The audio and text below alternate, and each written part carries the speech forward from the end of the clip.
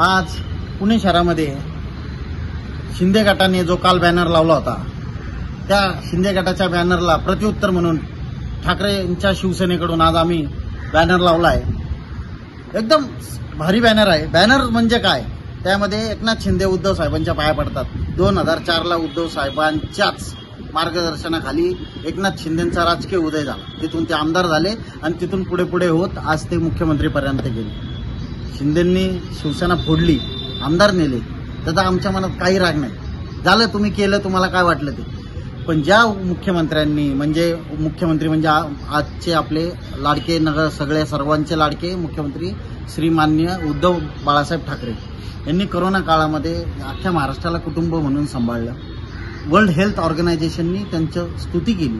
अशा चांगल्या व्यक्तीबद्दल चांगलं बोलायच्या ऐवजी यांनी त्यांचा चुकीचा फोटो व्यंगाच्या माध्यमातून लावला।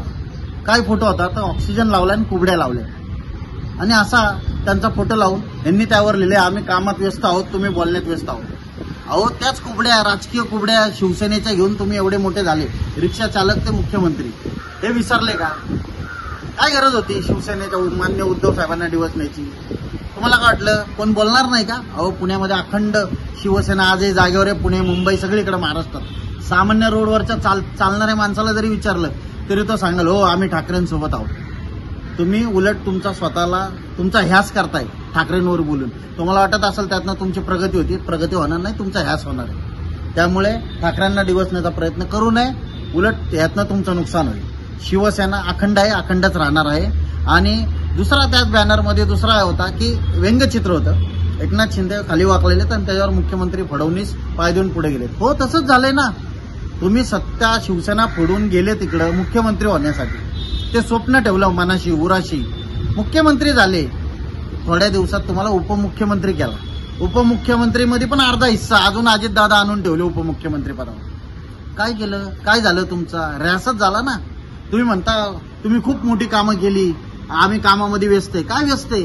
तुम्ही नगर विकास मंत्री आहात, महाराष्ट्राचे होते आणि आहात। काय नगराचा विकास केलाय? पुणे तुंबलं, मुंबई तुंबली, हिंजवडीमध्ये बोट चालल्यासारखी बस पाण्यातून चालली, लोकांचे पाय अक्षरशः बसमध्ये त्यांचे अर्धे पाय भिजलेत। म्हणजे हा विकास केलाय का तुम्ही? शून्य विकास झालेला आहे। तुमचा विकास हा भाजप शून्यच करणार आहे। त्यामुळे उगाच ठाकरेंना तुम्हाला कोण सांगत असेल तर नडू नये, तुम्ही तुमचं काम करा।